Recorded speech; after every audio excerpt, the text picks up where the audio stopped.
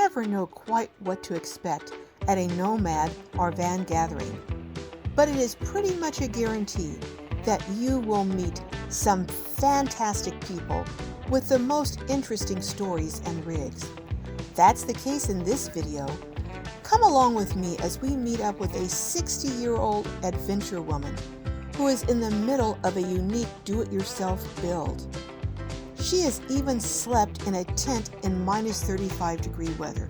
So come on, let's go meet Karen.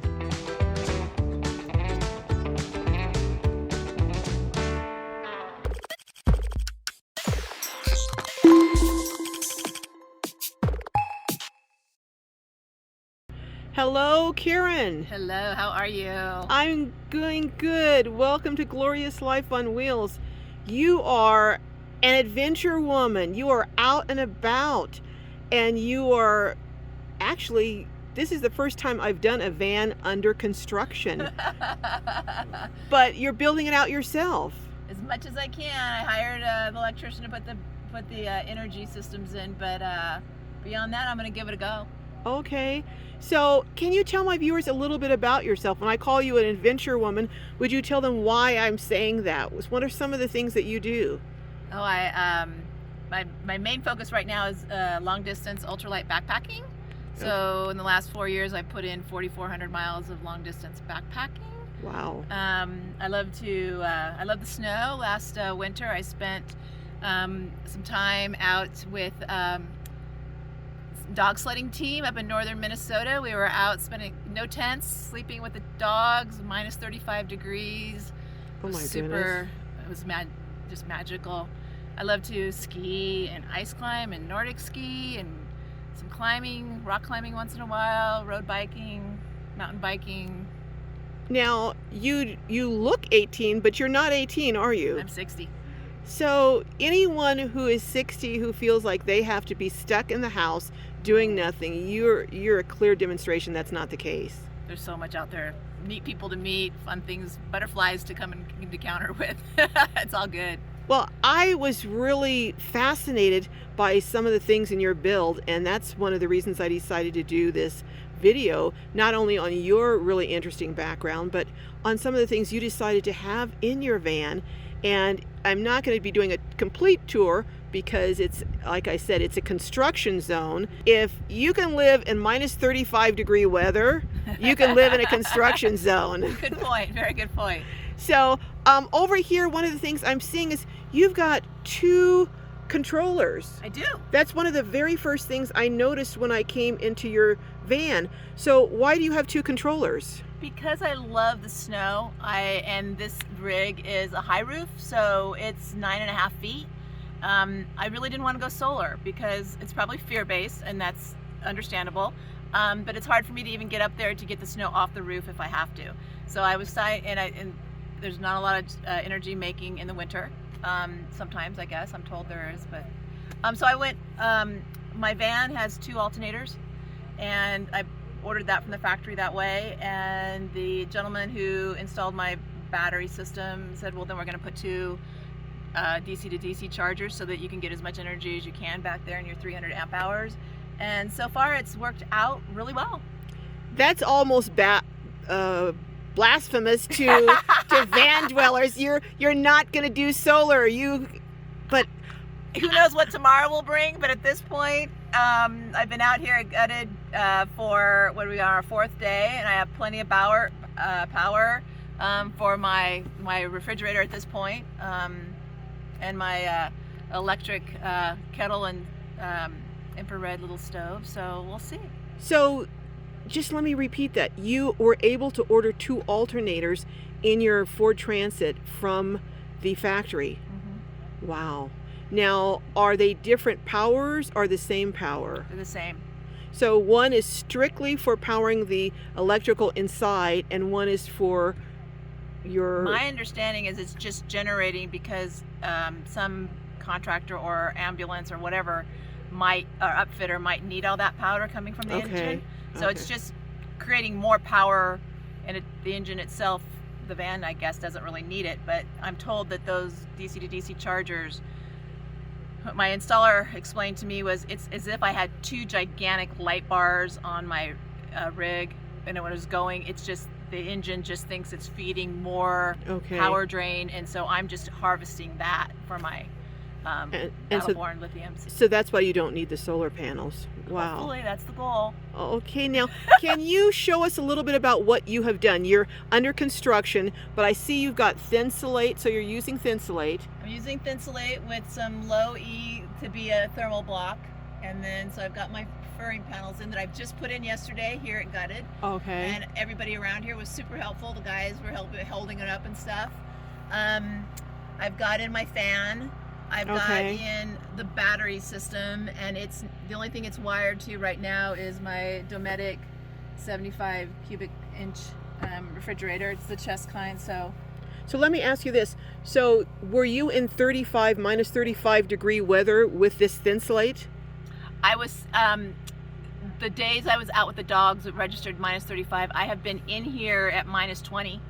And did you have the Thinsulate on? I had the Thinsulate, and I have a little right there. I'm going to get the Wabasco heater that's going to go under here. It's going to be tapped into the gas tank. But for now, I've just got a little Olympian 3-wave propane heater that kept it at about, you know, when you're minus 20 and your little heater brings it up to 40, that's quite an accomplishment. Right. And I was comfortable since I'm used to the snow. That's fine with me. So you had enough insulation to keep you comfortable. Yeah, my floor is super thick. It's got the pink hard foam. Styrofoam kind of type of. But under that is the mini cell, 2 layers of mini cell, and then it's got the Thinsulate or the pink stuff, an inch of that, and then it's got the half-inch Baltic birch, so it's pretty insulated. The floor is. All right, so let me ask you one other thing that I know. So how do you go to the bathroom in here? I do the bucket and the pee bottle, and for the ladies, I'm telling you, it's a nice size. Oh, okay. And what size? That's the Folgers coffee. That's the what size? Folgers. I know, this is so funny, but it's the 48 ounce. And okay, and that works perfectly for you. I'm a backpacker, so I don't have a toilet. I usually have trees, so. Okay. And your bed, now you built your bed yourself? Yeah, just to get on the road, because it is a construction zone, I need to first build out my bike trays so that I can get the bed the right height so the bikes can slide in and out. So I just put that up temporarily. It's just 2x4s with some hangers to get it up there, so I had somewhere to sleep while I was building it out. But ultimately, the bed will be a platform so my bikes can slide in and out. And this, I see this, and I'm fascinated by this storage system here. What is this right here? That's from IKEA. That's a closet organizer. It's, at the top has a little hook that like a clothes hook. So you have all those different sections. Yes. That's amazing. And I just cut open the hole so it's a little easier to get in. But I want one of those. Yeah. So how many sections? 1, 2, 3, 4, 5 or 6 sections. So wow. So, and for your food, how do you, well, you've got the Dometic, and then you just have these tubs. Where did you get those tubs from? Those are just at Costco. They have them at Home Depot and at Lowe's. Once you start, here's the trick though. Once you start a certain company, they look all the same, but they stack a little differently. So if you start at Costco, stay with Costco. So if you start with Lowe's, go with Lowe's. If you start with Home Depot, they're all a little different. So how are you, for someone, you've only been in your van, on the road, how long now? 1 week? 1 week. Wow, so you're a total newbie. You're not a newbie to outdoors living, but you're a newbie to living in the van. Yes. So you have given up your sticks and bricks and you're full-time now in your van. Yeah. And this is your first event then? It is. It was the motivation. I came off the trail. I came off backpacking to get home, grab the van, and get here. So what would your advice be to individuals who are building out their own van? How are you planning it? What steps do you take to plan the build? I've done a lot of YouTube watching and just thinking it through, and I kind of stalled in when I was out on the trail and coming back, since I've had it for over a year, or almost coming up into a year.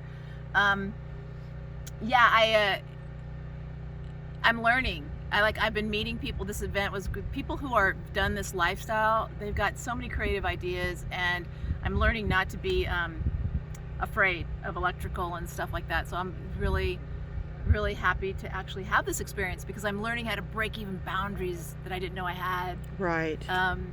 So yeah, I'm not afraid of bears or coyotes or rattlesnakes, but I seem to be a little worried about getting this wrong. And what I've learned is you can't get it wrong. You can always fix it. Okay, So and that's good. the first thing you needed was the bed. First thing I did was the floor. Oh, the floor. Okay. And then I did the insulation. Okay. And then I ran I had some friends that gave me a car battery that I actually ran some temporary lights so I could go to Minnesota and be with the dogs. Okay. And then I came back and with the insulation was in, and then I just came in and just hired the battery, and then I just put the temporary in, and now I'm just, the fan, my son and I cut the hole in the fan. And you cut the hole yourself in the roof? My son did. He is a metal worker, Okay. so he was a little more confident. Okay. So he gets all the credit. But So- yeah, it's just a work in progress. I'm just like, what do I need next? I need lights next, so I have to start running my wire for my puck lights. So basically you set up and said, okay, this is what I'm going to need based on where I'm going to be, how I'm going to live in it. And you put one thing at a time based Yes. upon your needs at the time. Mm-hmm. All right. Well, you know what, Karen? Thank you so much. And I hope you're going to let me do a complete tour That of your would be fun van. to hook up with you somewhere in the future. Yeah, and see what it looks like when it's done.